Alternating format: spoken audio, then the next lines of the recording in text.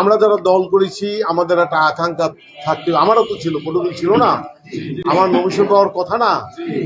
আমি শেষ দিন জানি যে আমি নমিশন পাই,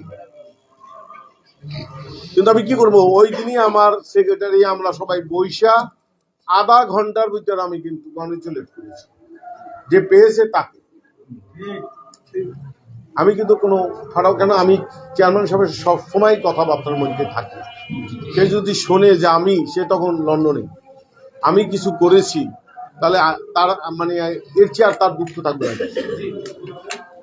আমরা কিন্তু দলটা করি ভালোবাসি, পাওয়ার জন্য না।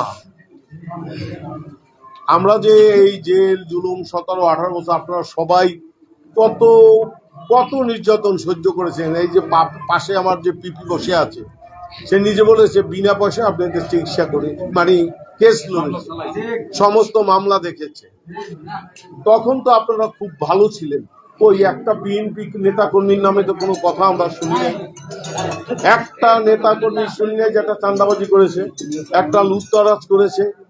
এখন দেখি আমাদের মধ্যে কেন এত দ্বিধাদ্বন্দ্ব বা হ্যাঁ থাকবে, আমাদের নেতৃত্বের প্রতিযোগিতা আছে, থাকবে, এটা স্বাভাবিক। তাই নেতৃত্বে যে এগিয়ে যায়, আমি মনে করি যে কথাটা আমি প্রথমেই বলেছি, এখানে আমার ভাইয়ার তার ছাড় দেওয়ার অনেক কিছু আছে। সে সবাইকে নিয়ে, এটা অনেক বড় একটা উপজেলা, গলাচিলা অনেক জেলার চাইতে বড়, অনেক ডিস্ট্রিক্টের চেয়ে অনেক ছোট, অনেক বড় উপজেলা। এখানে যারা নেতৃবৃন্দ যারা আছে, যারা করতেছে, আমার মনে হয় দলের বাইরে, দলের নির্দেশের বাইরে আমার মনে হয় শেষ পেশ কেউ থাকবে না। একটু আমাদের আজকে আমি এইসব কথা তাদেরকে বলেছি, আমার নেত্রী ছিল এবং তারা সেখানে আমাদের কথা দিয়েছে, তারা 2-4 দিন সময় নিয়েছে। সেখানে শিবলু খানও উপস্থিত ছিল, কথাও হয়েছে।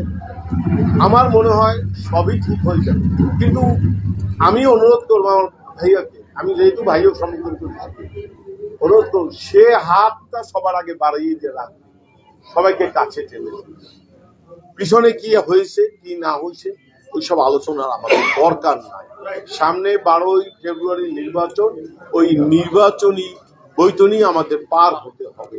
এই সিটটা কোনো সময় আমাদের বিএনপির ছিল না, সবসময় নৌকার। এই পটুয়াখালী জেলাটাই আসলে আওয়ামী লীগ অধ্যুষিত এলাকা, তার ভিতরেও পটুয়াখালী এবং বাউফলে এই 2টা সিট আমরা পাইছি 2001 সালে, 91 সালে পেয়েছি।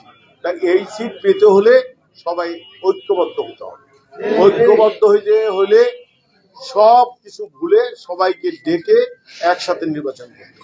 আমার বিভাগীয় সাংগঠনিক কিন্তু বলেছে, লাগে আমি আবার আসবো, আবার এসে বসবে, আবার কথা বলবে। এই এত তাড়াতাড়ি একটা জিনিস মিলমিশ করতে হলে 2-1 দিন সময় লাগে। সময় আছে আমাদের সামনে, কিন্তু এখনো সময় আছে। যখন সময় আছে আমরা ভালোভাবে যদি এটা করতে পারি, তাহলে অনেক আমাদের ঐক্যটাও সুদৃঢ় হবে। এবং আমি মনে করি এখানে আমাদের বাংলাদেশ জাতীয়তাবাদী দলের যে পার্টনার আছে, সে যে সার্বক্ষণিক আমাদের দলের পাশে ছিল, আন্দোলন সংগ্রামে ছিল, আমাদের সাহায্য সহযোগিতা করেছে, নিজে অনেক, আপনি অনেক পরীক্ষিত সারা বাংলাদেশে, এবং হাসিনার টার্গেটই ছিল আপনার। আমাকে যে সময় জেলে পুড়েছে, ইচ্ছা হয়েছে মেরেছে, কতবার মাইর খেয়েছেন আপনি নিজেও বলতে পারবেন না যে আমি এতবার মাইর খেয়েছি, বলতে পারবেন। তাহলে আমি তার কাছে অনুরোধ করবো, অনেকটা নির্ভর করে আপনার উপরে, যেহেতু আমাদের দলের লোকের একটু মান অভিমান একটু এত, এটাকে গোসাটাকে ভাঙানোর জন্য আপনি কিছু কাজ করেন। আমরা তো পাশে থাকবোই, আমাদের নেত্রী থাকবে, আমরা থাকবো সবসময়। আমরা চাবো যে জিনিসটা জানি খুব অতি সত্বর আমরা জানি দূরত্বটা ঘুষাই নিয়ে আসতে পারি। আমরা ঐক্যবদ্ধ বিএনপি চাই, আমাদের মধ্যে কোনো ভাঙন, এত বড় দল গ্রুপ থাকবেই, নেতৃত্বের প্রতিযোগিতা থাকবে, ওইটা জানি সুন্দর প্রতিযোগিতা হয়, অসুন্দর জানি না হয়। আর যদি অসুন্দর হয় তাহলে দলের জন্য কিন্তু ক্ষতি হবে। যেমন আজকে শেখ হাসিনা তার বাপ সহ, তার ফ্যামিলি সহ বাংলাদেশের ইতিহাস থেকে মুছে গেছে, যেটা মুছে যাওয়ার কথা না, এটা মুছে যাওয়ার কথা না। এত দাম্ভিক, এত অন্যায় অত্যাচার মানুষের উপর করেছে, যার কারণেই এই দেশ থেকে তাদের, সে বলে শেখের বেটি পালায় না, সে পালাই যাইতে বাধ্য হয়েছে এক কাপড়ে, খাবার তৈরি করে খাওয়া খেয়ে যেতে পারে না।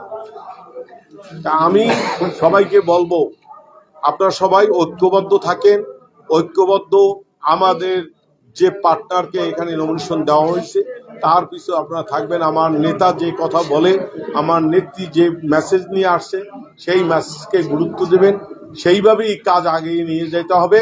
এই গলাচেপা কিন্তু আওয়ামী লীগ অধ্যুষিত এলাকা, এখন আওয়ামী লীগ নাই। আপনারা আমাদের দলের বা আপনার পার্টনারকে আমার নেতার নির্দেশ মতো তাকে জয়যুক্ত করবেন।